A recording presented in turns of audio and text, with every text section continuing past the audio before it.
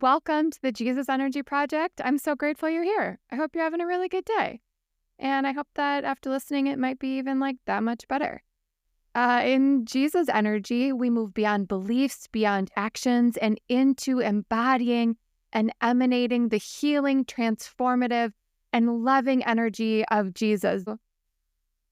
This project is dedicated to anyone who wants to move into a more experiential dimension of Christianity, who wants to feel free to be spiritually curious and expansive while also rooted into the love of Jesus. It's also dedicated to anyone who might be wondering about their Christianity, like, am I still Christian? I'm not sure, but I know that I love Jesus. And, just to anyone who longs to feel more alive in their body, live out their purpose, manifest healing and goodness, and maybe some more heaven on earth. I hope that you'll come along with me. Let's have some fun. In today's episode, we get to talk to Jory Pryor, an incredible human, author of a brilliant book called Becoming All Light. And in this episode, we talk about his book, and not only that, his experience of getting to know Jesus more deeply through the non-dual schools of Vedanta. He writes, "That was when I picked up the Bhagavad Gita, the Song of the Lord, and through its pages, Krishna seemed to call to me, illuminating the words of Jesus in a way that made them real, experiential, tangible. I sought out this wisdom like a drowning man seeks air." I hope that you come along with me and dive into learning in this way that just felt like food and fuel for my brain and being. Let's do it. Yeah, okay. I wanted to say yay. I keep having this instinct to start out with yay, but I'm like, that's such a dorky start.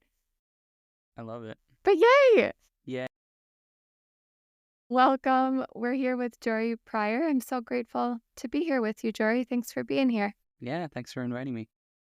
Jory is a spiritual director. I'll let you explain that in the way you choose, or a spiritual friend, just a brilliant mind, brilliant writer, contemplative teacher, and recently wrote a book called Becoming All Light.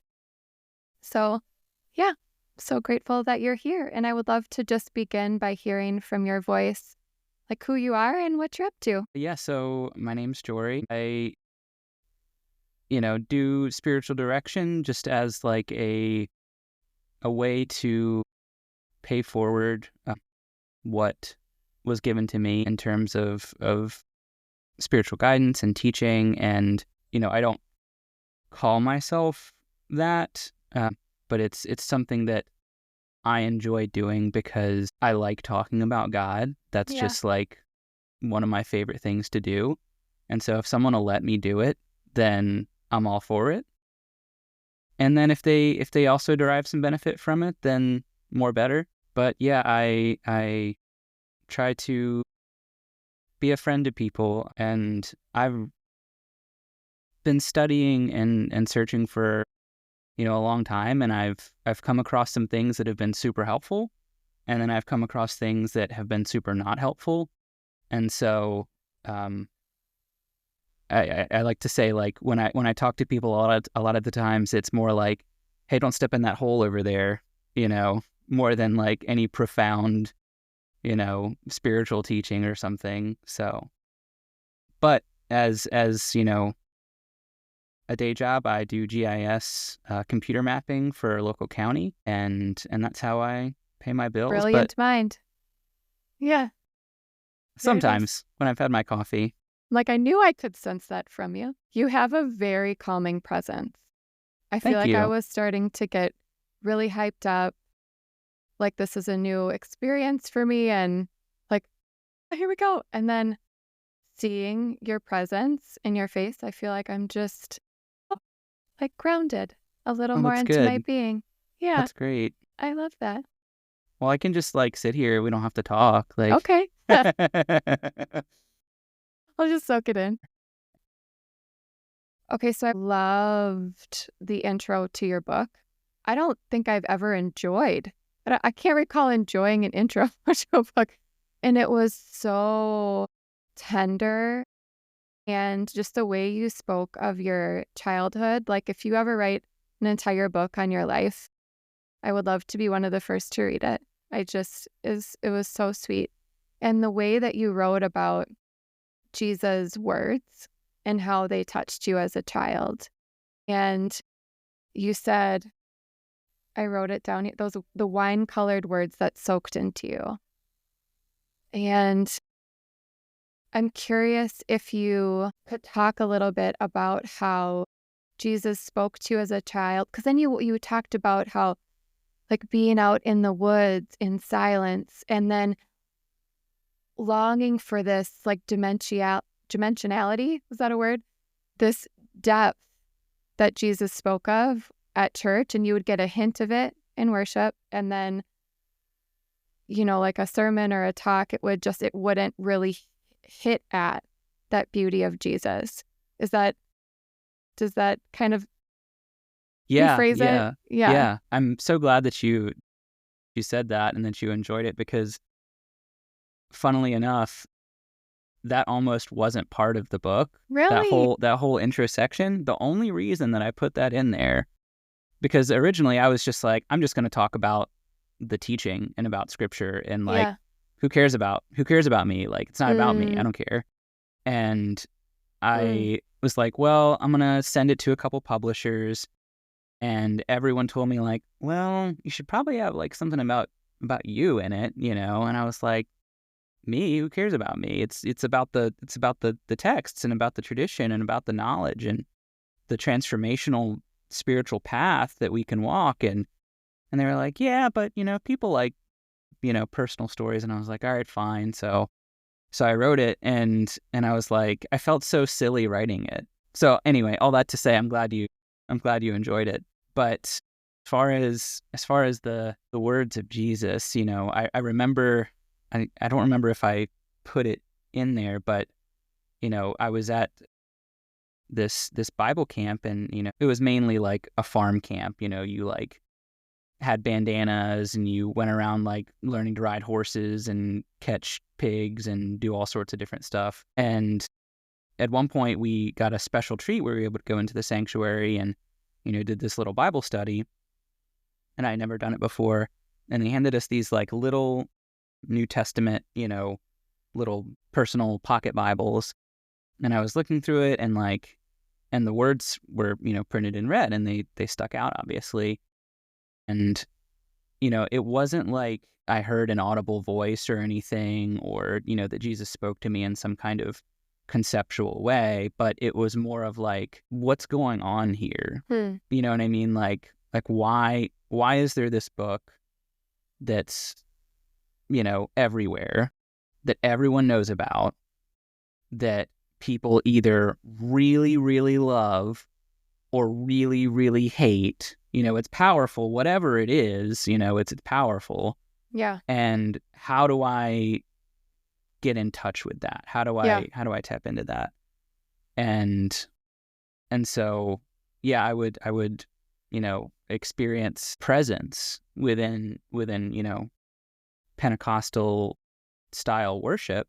Yeah. As as a teenager, but it would always go away. It would be like a high, and then, it'd go down, and the high would always come when I would completely surrender, right? When I would completely abandon any sense of, how do I look? What do they think of me?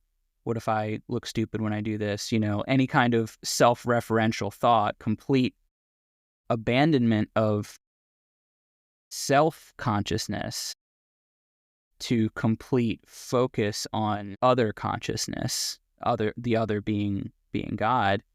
And that's when the removal of suffering would take place, and the gaining of this bliss would take place. But I didn't understand that this was something that you have to practice, that you have to live into. It's not just like you go to your worship service and you do your praise and worship, or you do your puja or your meditation or whatever, and then you're good. You get your hit, and then you go into the world. And I didn't know that it's a free sample.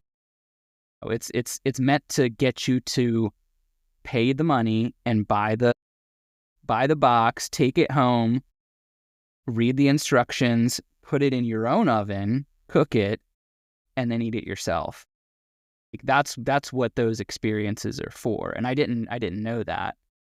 And so learning that has been an adventure. How did you start learning that? What was, and was it that you started studying like the Bhagavad Gita? And am I saying that right? Yeah, you got it. Okay. When did you start studying that? And how did you know? Because I think this is what I'm so curious about. Sorry, I don't mean to cut you off. But No. how did you know that was okay to do? Growing up, I think we both grew up in a Christian environment where you stay in those lines, but you could sense that it was pulling you and that there was life there and wisdom there. So how did you come to study that, and what was that experience like for you? I might have left this out of the intro in the book, but there was a period of time where my father's side of the family was very kind of new, non-denominational, evangelistic, but heavy Pentecostal influence. And so there was a very strict prohibition on anything non-Christian. I remember having to break CDs. I don't know if anybody remembers CDs, but my brother threw away CDs. I remember him doing, yeah. And it was there was a visceral thing to it, because people wouldn't just throw them away. It was I'm destroying my chains. It was I'm going to break this or microwave the CD, or there was this intense reaction. And so I was interested at the time in Zen Buddhism, and I obviously couldn't share that, and so I had to hide it. And eventually it became just not feasible for me to actually keep doing this, and so I put it away for a few years. And then once I was introduced to, in my early 20s, to the mystical tradition of Christianity, and I saw oh, this has been here the whole time. And my first reaction was kind of mad that this was under my nose the whole time and I didn't know about it. But then also, complete joy that, we have access to the depth of this tradition. And then I said, okay, well, if there's stuff in here that I didn't even know about, then I wonder what else is out there. Things that I thought were evil, or that I was taught were evil, growing up. And I think that was part of it, is that, we were taught Catholicism was evil. And some of the most profound spiritual teaching is in the Catholic mystics. And so I was like, all right, well, I was wrong about that, or they were wrong about that. So what else, And so I picked up the Gita and I started going through it. And then I was like, wait a minute. And I would start highlighting verses, and I'd have my Bible next to it, and I would start writing in the margins of different scriptures of well, okay, Krishna says it this way, Jesus says it this way. At what age? This was in your early 20s? Yeah. And so I have my first copy of the Gita here, and I have written all over it, different scriptures, for example, Colossians 3:23, whatever you do in your work, do so for the Lord. And then Bhagavad Gita 9:27, whatever you do, make it an offering for me, the food you eat, the sacrifices you make, the help you give, even your suffering. And so these things that were always there in the Christian tradition, that seemed do this or you're bad, or, do this because I said so, or do this because it's the right thing to do. which isn't intellectually satisfying, where all of a sudden I was seeing those same exact teachings put Wow. in a coherent framework where it made sense, where it said, this is why you do this. Yeah. And for me, the why was really illuminating, because I was like, oh, he's saying this, Jesus isn't saying this because he wants me to be pure or good or whatever. He's saying this because it's good for me to Mm. do this.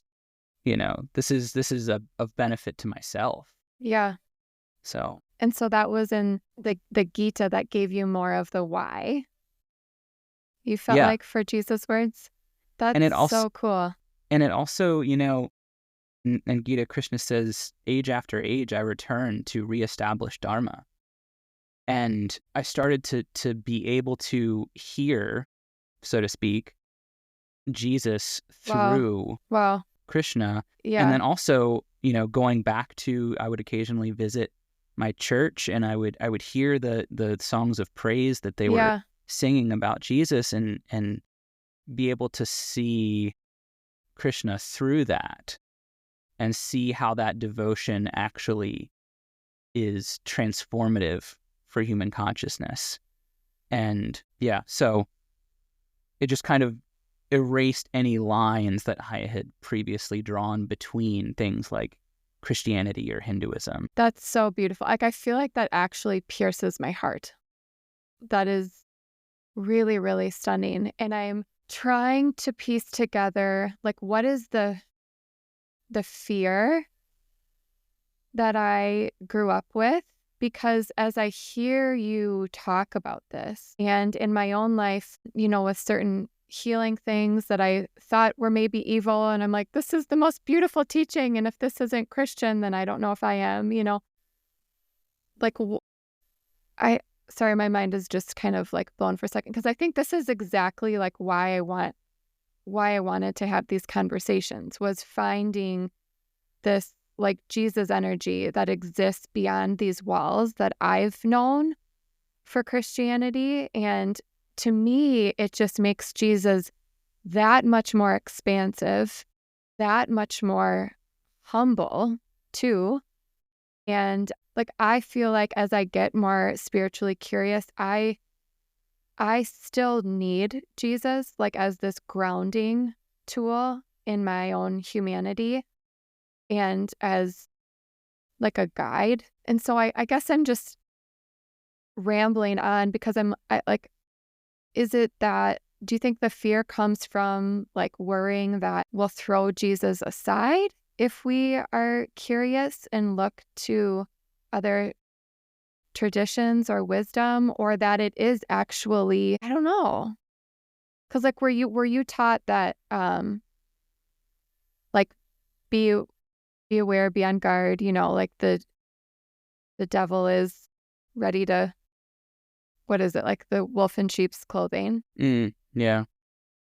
Um, Like that the devil comes as an angel of light, that kind of idea. Yeah, yeah. Yeah.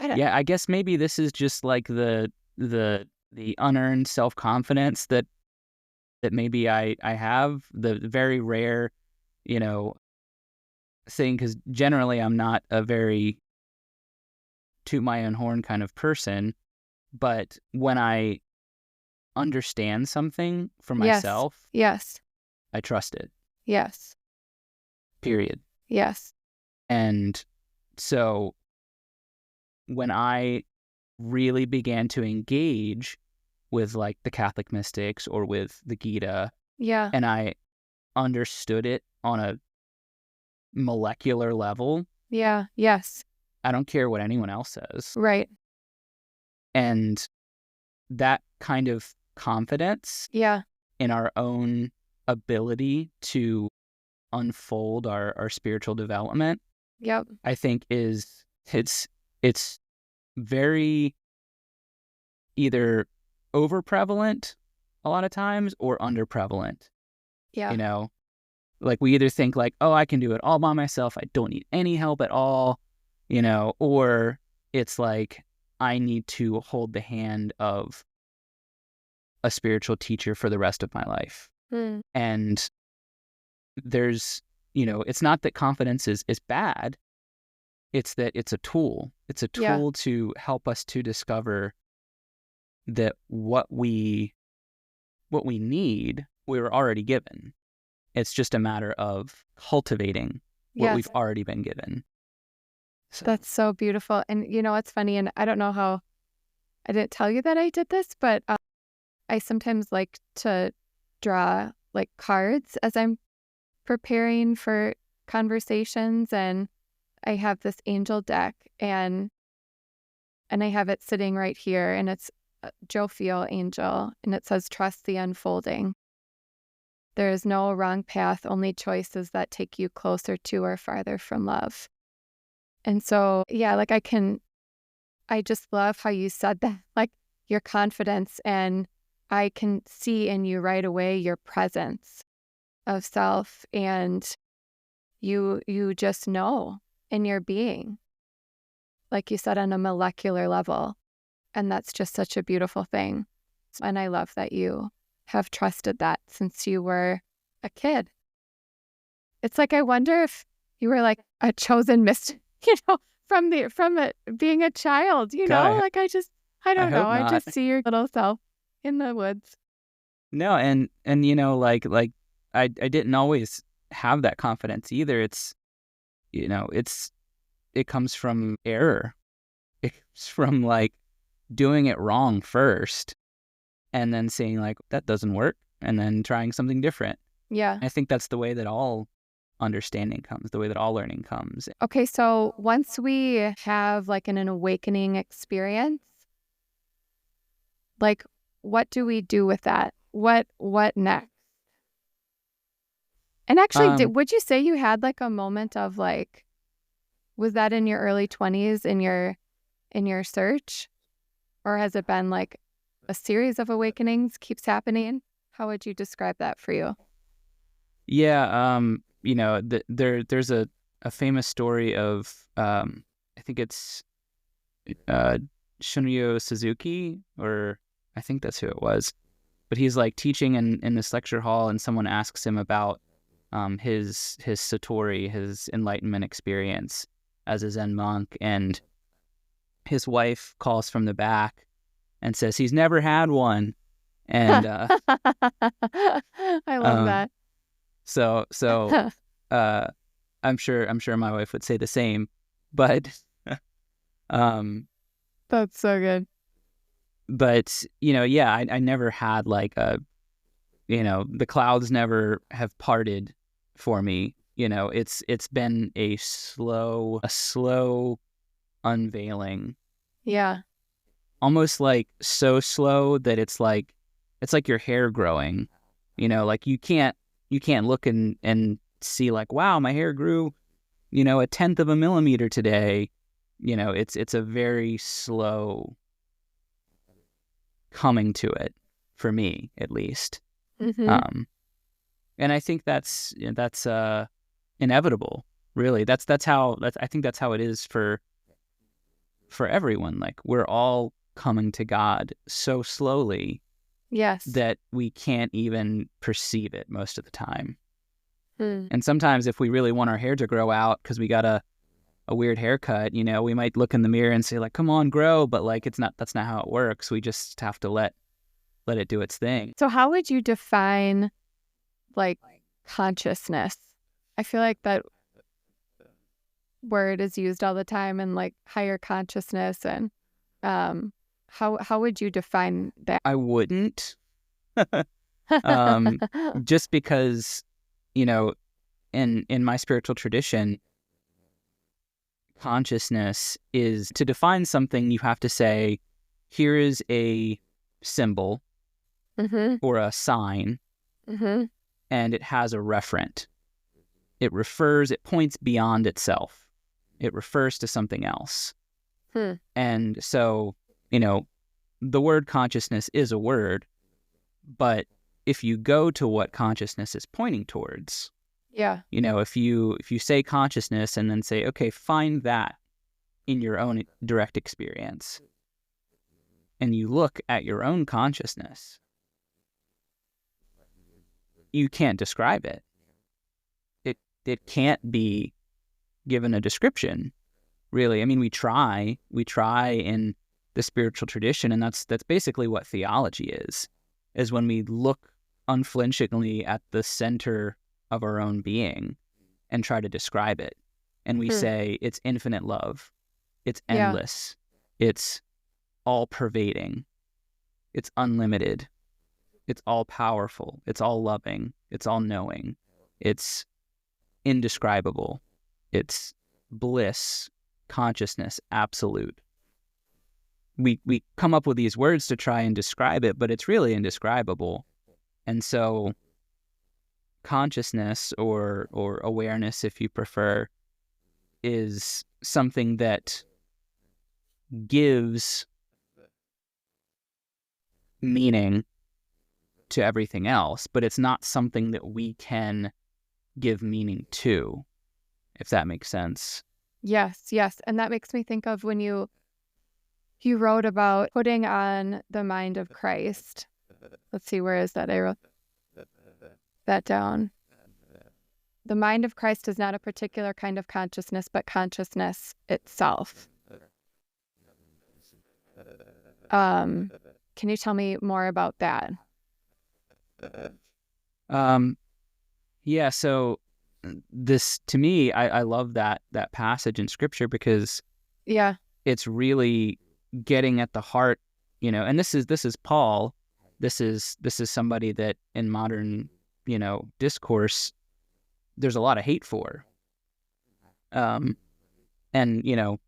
for good reason, based on what has happened historically because of people's interpretation of Paul and so forth. But in essence, what he's here saying is that, like, he's pointing to how salvation is an epistemological endeavor. It's not an ontological endeavor. He doesn't say become something different. He says he doesn't say put on the body of Christ, or put on the morals of Christ, or put on the whatever. He says put on the mind of Christ. Yeah. Because when we see as Christ sees, then we will love as Christ loves. We will act as he would act. Yeah. It all stems from that knowledge portion. And it's not a particular kind of consciousness in the sense of we need to do something to achieve it. It's rather that we need to we don't need to go to someone else's consciousness. We need to go to our own consciousness. Because, at least if we interpret Christianity in this non-dual way, then our own consciousness is the same consciousness that was in Christ. It's just he was so locked in to that. Yeah. And so how can we get more locked in?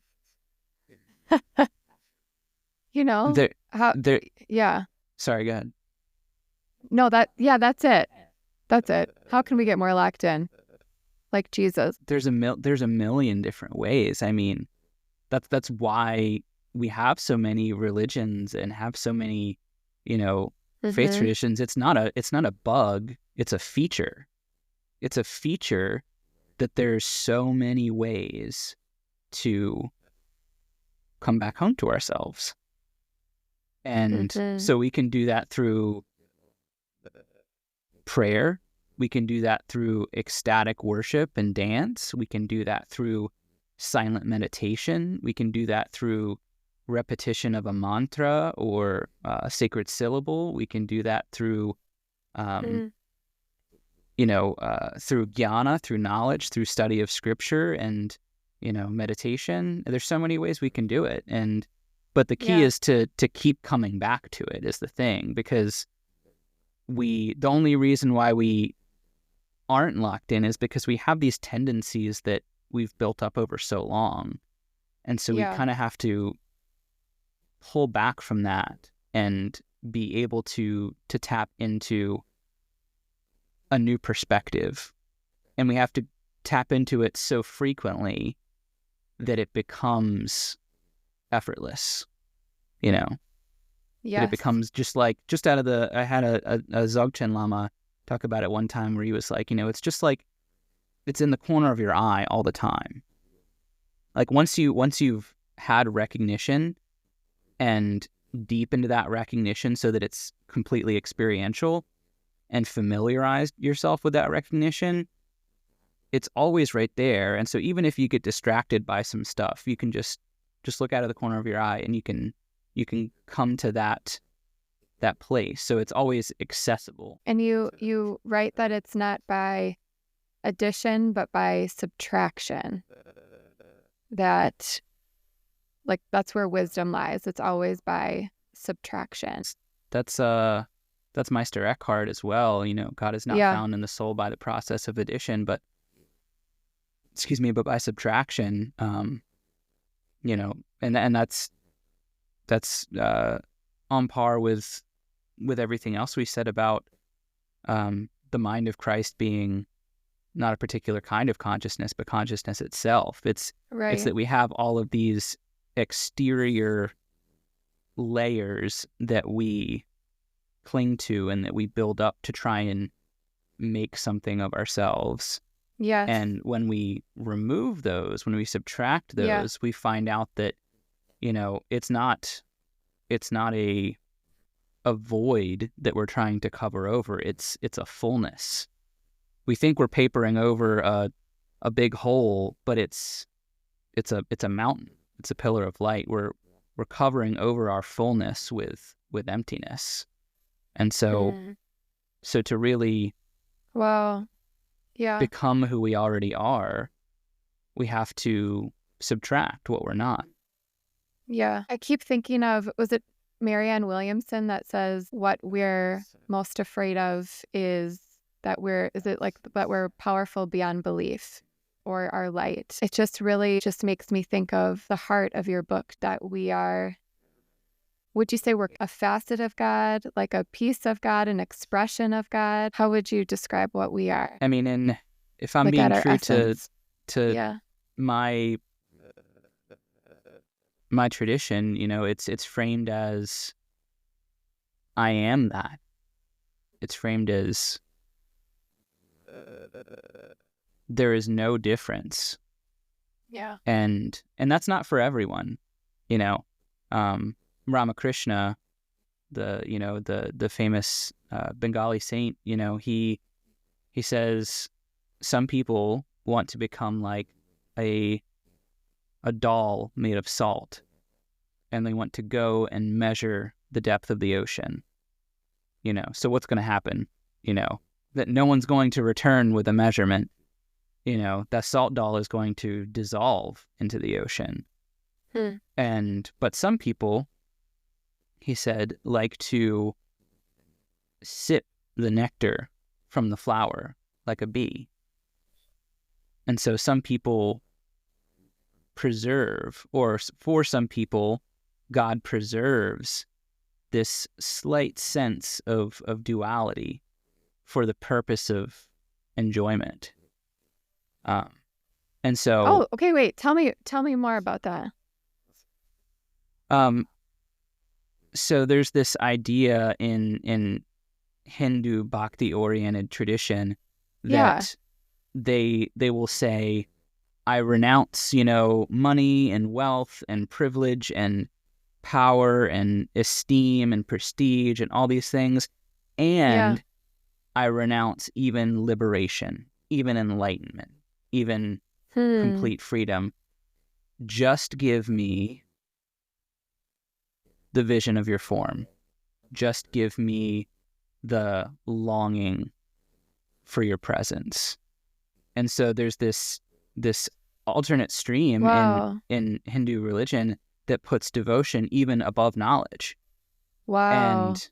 And so there's this preserving of this distinction between the soul and God, for the purpose of worship, for the purpose of enjoyment, because it's the highest form of really worldly stunning. pleasure. So would there be like something that Jesus said, or a line of like Christianity that aligns with that from your perspective? I think you can interpret a lot of Christianity from that perspective, Yeah. from the perspective of, Vishishta Advaita, or qualified non-dualism. So the part and the whole relationship. I think most of Christianity can be interpreted that way. Yeah, that is actually extremely humbling for me. Hmm. I feel like and maybe this is embarrassing to say, I want everyone to have an awakening, and I want everyone to live out their essence, and I want, so that feels very humbling. We each just have our own path and walk with God. And wow, that is really beautiful. I have never heard that. Thank you for sharing that with me. Yeah. Yeah. And, a lot of people kind of can view the non-dual traditions, for good reason, as being kind of, I don't know what the word I'm trying to use is, but kind of dismissive of dualistic traditions. And a lot of that comes from bad practitioners, or from, older literature where they're trying to fight with other schools of thought and this and that. But, ultimately, and one of the foremost Vedanta commentators, Gaudapada, says in one of his commentaries on the Upanishads that the non-dual has no conflict with the dual. Wow. So there's no conflict. And I heard another Swami talk about it this way, that Wow. he asked, well, what's higher, bhakti, devotion, this dualistic devotion, or jnana, non-dualism, and which is higher, which is the higher path? And this was kind of like this almost trick question, because they already knew that in the Bhagavad Gita, Krishna says bhakti is the highest. He says devotion is the highest. And so that's what the monk says. And he knew he was going to say that. And so the student asked, well, what about jnana? What about our path? And the Swami laughs and he says, in jnana, there is no higher or lower. So, wow. So that's the distinction. It's that bhakti is the highest path, and in jnana, there is no higher or lower. Wow. That feels very eye-opening for me. That's really beautiful. Wow. Okay, I am curious. Is it pantheism, when you see God in everything? What is your insight on just seeing God in everything, through everything? Yeah, I think seeing God in everything and through everything, that describes more of what's called panentheism. Okay. So pan, all, en, in theism, God. Oh, thank you. So you're such a good teacher. And then pantheism is kind of a myth, really, because most of the things that are labeled pantheism now are labeled by white Western people who had no understanding of these indigenous religions.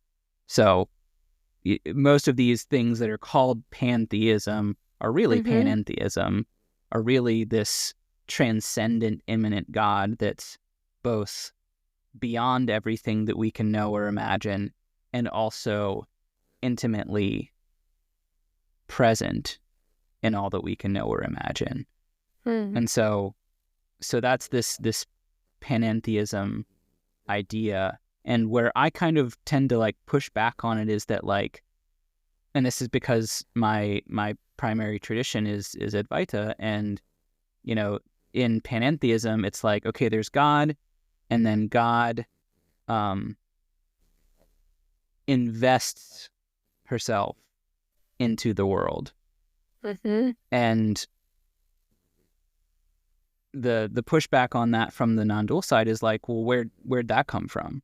There was already a world hanging out there, and God went into it.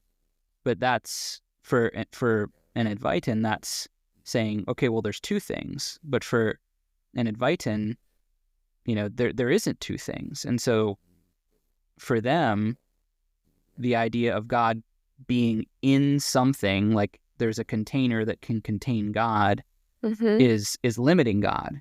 And so it's not a slight to God for us to say, for an Advaitin to say, no, God does not invest themselves in the world. The world is a manifestation of God's essence, is the visible appearance of the nature of God. And so it's not that the best way that I think the tradition describes it is gold and ornaments. So there's the gold of a tiara, the gold of a bracelet, the gold of a ring, the gold of a necklace. They're all gold. And if you were to ask someone, okay, take out the gold, just give me the crown. Just give me the tiara.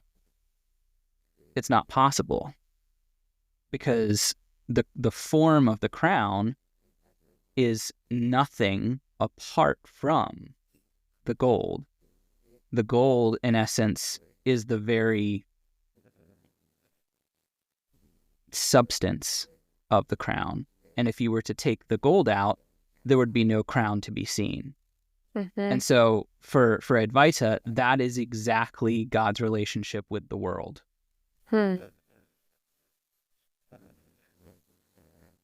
So how would Advaita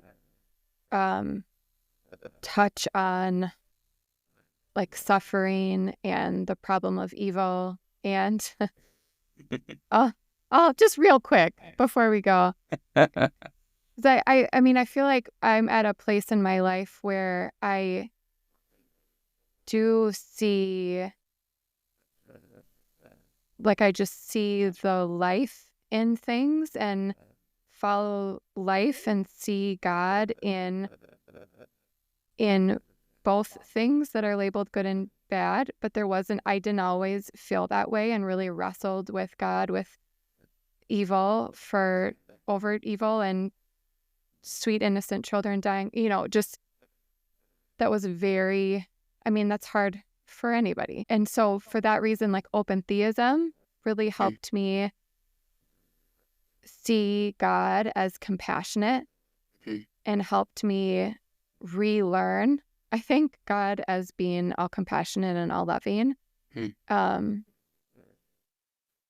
What do you think about, how have you wrestled with that? Or has anything been helpful for you? I think that I'm glad you said open theism, because one thing that really helped me at a certain point was adding an omni to the omni God. And I think I got this from Richard Rohr, possibly, but he says the traditional omni understanding of God is omnipotent, all-powerful, omnipresent, all-pervading, and omnibenevolent, all-loving. And these are the things that people try to play against each other in this theodicy, the argument of the problem of evil. Well, if God's all-powerful, then God can't be all-loving, because if he was all-powerful, he would fix everything and there'd be no suffering. Okay, well, he's all-loving, but maybe he's not all-powerful.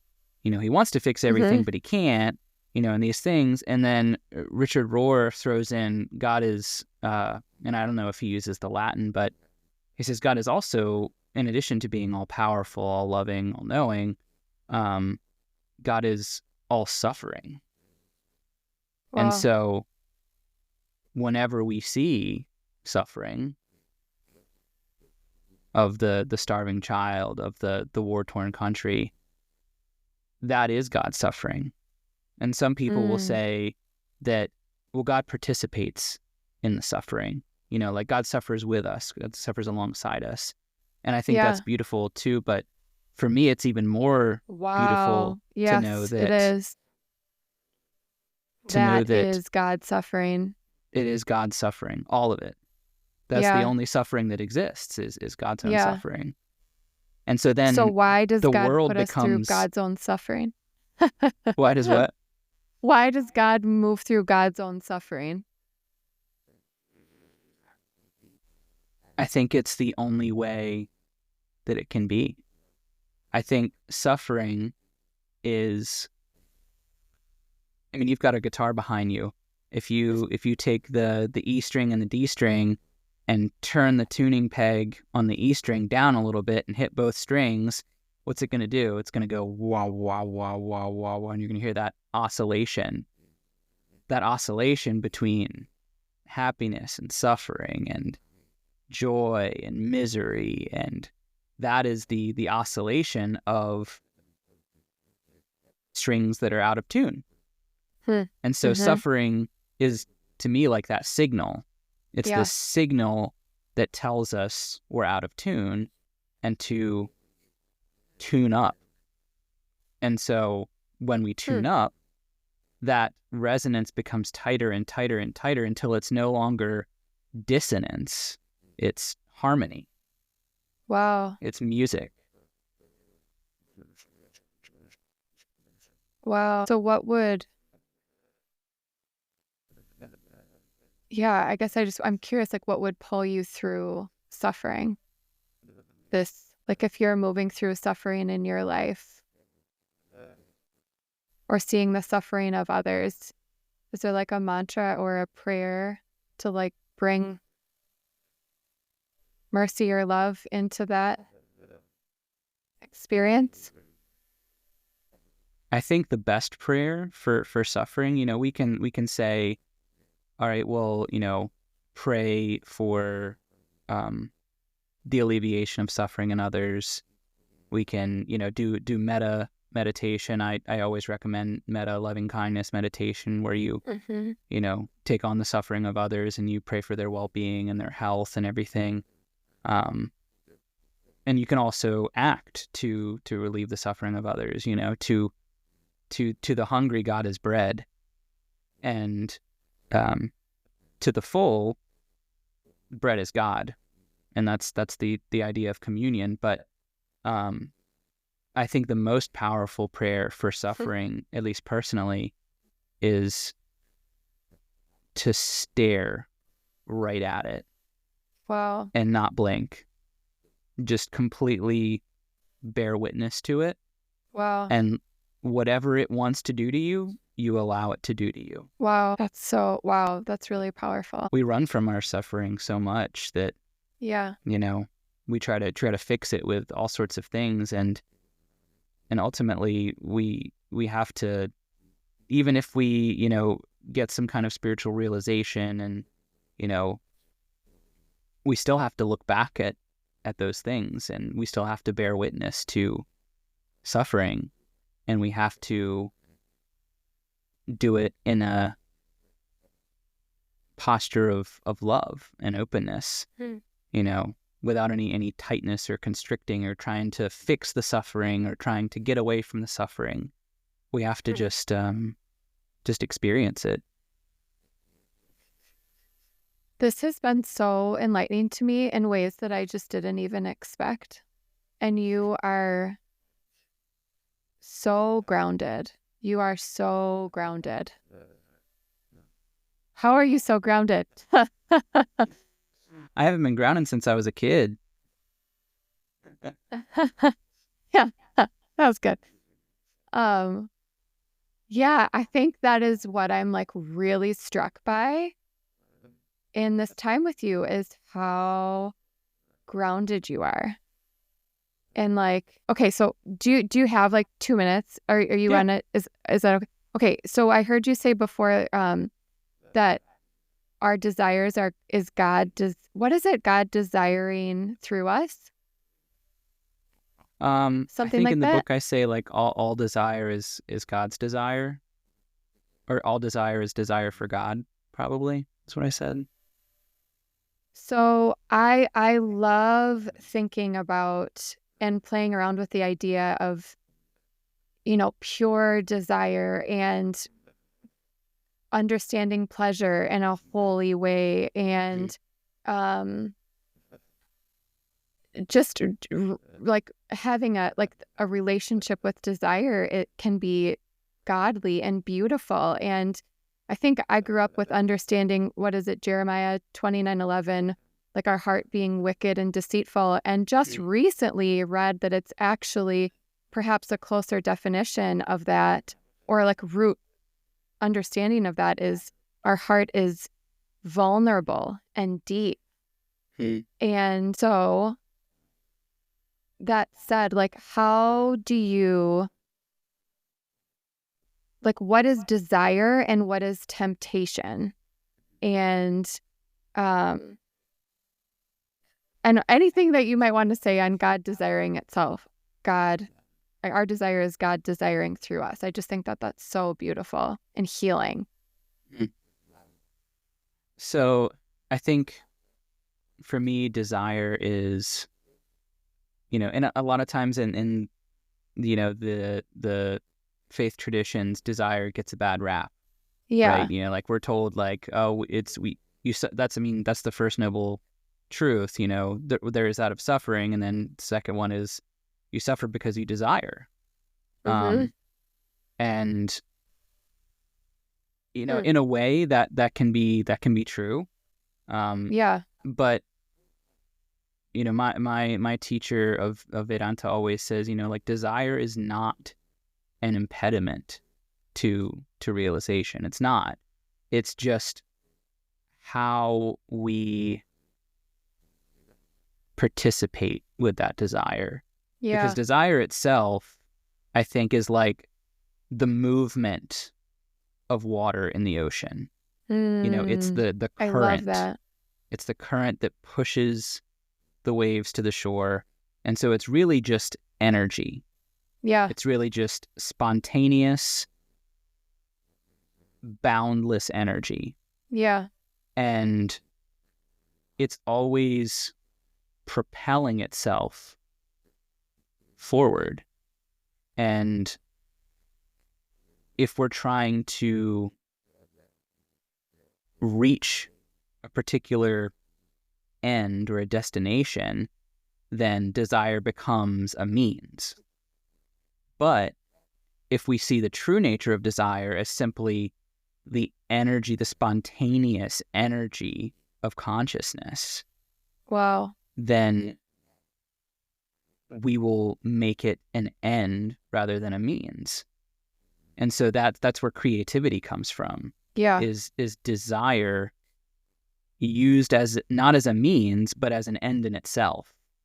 That's what doing things out of love is, and creativity and joy and friendship and all of those things are just the spontaneous expression of desire when it's not used as a tool to get something, but is venerated in its own light.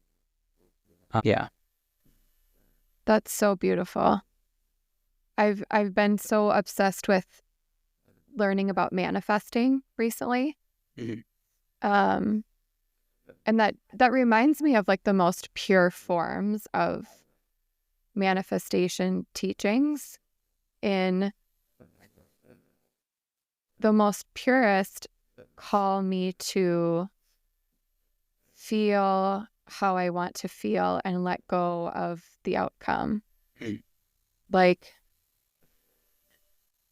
when I'm writing, trying to just enjoy, let myself come alive as I write and let go of what it's for. And that's kind of what I hear you describing and saying, is like, let that desire pull us to have life move through us and let it unfold just as it desires to. Is that kind of like in alignment with what you're saying? Yeah, and I think it's trusting ourselves to be in charge of our own experience. It's taking responsibility for our own mind, by saying, how much like, control do you think we have? Okay, sorry, don't mean to interrupt. What were you going to say? You're good. How much control do we think we Yeah. have? Yeah, like in terms of like manifesting and bringing things to life, like how much do you think we're in control and how much is a power bigger than us? I think part of it depends on how much control we have over our own mind. Um, and that's something that, in the tradition is not essential for, realization or enlightenment, but is super helpful. Control over our own mental processes and being able to determine which thoughts I'm going to give my energy to and which thoughts I'm Yeah. going to give up as unhelpful and not productive and not engendering the goal that I want to reach, or to fulfill the desire that is, manifesting. And as far as the more mind control we have, I think helps us would help in that manifestation aspect. I admittedly don't know hardly anything about manifesting other than, my Vedanta guru will say that this is a principle that's also in Hindu Dharma, is that any thought or any desire that's consistently maintained and not impeded externally or internally with ourselves, there's no self-sabotage. Any desire that's consistently maintained naturally will tend toward grossification, will tend toward manifestation. So that desire is really the engine of reality. And as long as it's not impeded by, whether it's our own self-sabotage or whether it's physical laws, like natural laws, then it will tend toward manifestation. It's like gravity, in that way. It's not anything special or fancy. It's just that's how reality works when it's viewed in the lens of consciousness only. So what does that made me think of, like what our goal should be, or as like followers of Jesus to ultimately manifest. But that made me curious, like what does your tradition say about like a second coming or the renewal of the earth or heaven? And then I promise I'll let you go. You have a really cool brain and just heart. They're so fascinating. So I personally interpret those scriptures of, the second coming and, new heaven, new earth as poetic metaphor. I think it's pointing to the realization of the soul when it is in a full state, what Vedanta calls a full state of yoga, a full state of complete union, not just with God, but union with ourselves, union with our environment, union with our neighbor, union with our enemies, complete union, complete yoga.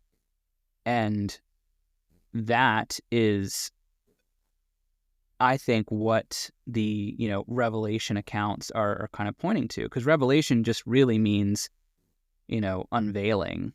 The apocalypse is the unveiling of what's already true. And, what's already true is the infinite presence of God's being. And so the revealing of that will naturally remake everything we see, into the New Jerusalem, into heaven on earth. And it's not that, people, I see like sometimes people say like, oh, the creation will be fixed and there will be no more volcanoes and there will be, the lions and lambs will like play with each other, and that's very sweet and that would be super cool, but I don't think that's what the text means. I think it's pointing to a way of seeing the world differently, not necessarily that the world has to change into something that we idealize as better. That's fascinating. And then do you think we also go to like a heaven of some kind? when I don't we know. leave our I haven't body? died yet, so Yeah. um, we'll see. Yeah. We'll see. Well, I don't want to let you go, but I'll let you go. And just would love to end with some brief questions, and whatever comes, if that sounds good to you. Deal. So, when do you notice God's presence from within your body? Or how? I guess whenever I look, when I'm not looking, then I don't necessarily notice. Sometimes God, like knocks you off your stool and reveals something that you weren't looking for. But to me, God's presence is awareness itself, and so I feel God's presence within me anytime I introvert my attention and look directly at my own presence. I love that. How about the presence of Jesus? When are you aware of that? Or is it the same or unique? No, I think there's definitely something special about the presence of Jesus. And I think for me, it shows up in any time I am witness to completely self-giving love, completely just like self-abandonment for the sake of someone else. And that's when I see Jesus. That gives me goosebumps. That's super cool. What does, that's one that's going to stick with me when I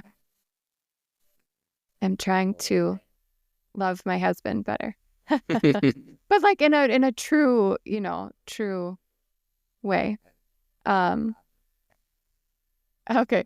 So what does faith mean to you?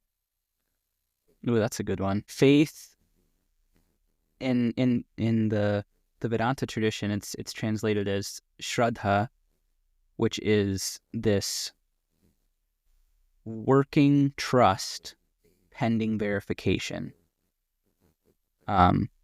Meaning that it's so it's talked about you have to have faith for everything in life. Like when you sit in a chair, you have faith that it will hold you. When you go to a science class, you have faith that what the teacher's telling you is, real knowledge. If you didn't have any faith and you did not trust the teacher at all, it's going to be really difficult for you to learn. You kind of have to have this working trust. But you can't stay at that working trust, right? Like if you're in science class, you can't stay with, all right, well, the teacher said, 4 plus 4 is 8, but I'm just going to trust them on it. I'm not going to actually do the math myself. I just trust them.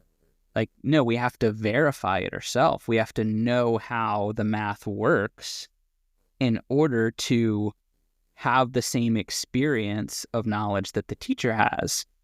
So the teacher's not giving you your garment already woven. He's giving or she's giving you the materials with which to weave that garment and to weave that garment of peace. We have to have trust. We have to trust not only in ourselves. There's that confidence piece. We have to trust that we can actually do it. But we also have to trust that the people that came before us, that, the people that, like St. Francis, who lived a life of poverty, that he maybe was onto something, that he maybe tapped into something that is real, and that we also have the same ability. So this trust internally and then trust externally. And for me, that's what faith is, because, sometimes in the Christian tradition, faith is seen as the be all end all. And I think it's absolutely essential, but I think it's the shoot of the flower. It's the growing into the bloom. of peace is this faith. Mm-hmm. So you can't have the nutrients to produce this peace without trust, without faith. You need that medium and that gradient of, I don't know yet, but I'm going to find out in order to facilitate this growing of peace. That's so good. That's so beautiful. I'll be excited to go back and listen to that. How do you hear from God? And what are you hearing right now? Anything, if you care to share.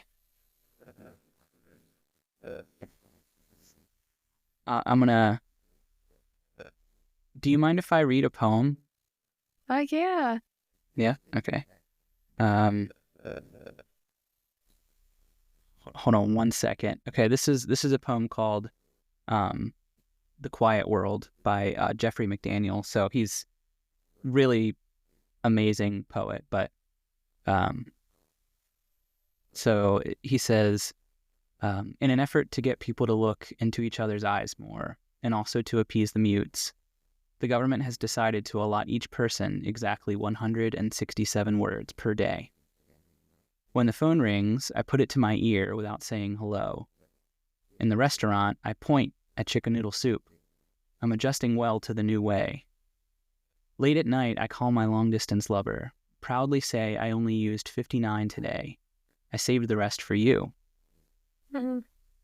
When she doesn't respond, I know she's used up all her words, so I slowly whisper, I love you, 32 1/3 times. After that, we just sit on the line and listen to each other breathe. Beautiful. I think that's probably the only way I can accurately answer that question. That's the coolest answer. I hope to end, just every conversation, if you have an invitation to healing that you would like to offer, anything from just like a small mindset shift to a small practice to weave into the week ahead, I would love to hear it. I love healing practices. I'm obsessed. Give me all the healing. My teacher's teacher always said, the best way to heal the mind is to get out of it. And so for me, the best way to get out of the mind is simply to, and I'll give two versions. One is, if you're not theistic or devotional in any capacity, you're more of a meditator, then just mentally say the word I. And don't think about it, but go straight to what vibrates internally when you say that. When you say mentally I, and you might have to say it a few times, but go directly to that experience and then just stay there. Wow. And then if you are devotionally oriented, then think about whatever comes to mind when you hear the word God, whatever that may be. And then take that as your only thought and don't add to it. I love that. I feel like I can go there, and I love how you offer devotionally oriented. And then how would you describe the other? I kind of use that if like someone doesn't believe in God, or someone who like if you're agnostic, or you think there might be God but you don't really know, but it's not like a big man in the sky, but like there's no touch point to the word. Whereas some of us, like, if we grew up, which I can tell you did, if we have that touch point with the word God, then we can go to what that refers to, that experience that word refers to. But some people don't have an experience that's connected with that word. And so everyone has the experience of I. Yeah, that's funny. My I went like deeper in me when you were talking. Oh, cool. Thank you. I'm going to bring that with me. And I appreciate this experience and just being able to get to know you a little bit and just to have this conversation. I really, really appreciate it. So thank you very much. Yeah, of course. This was so fun.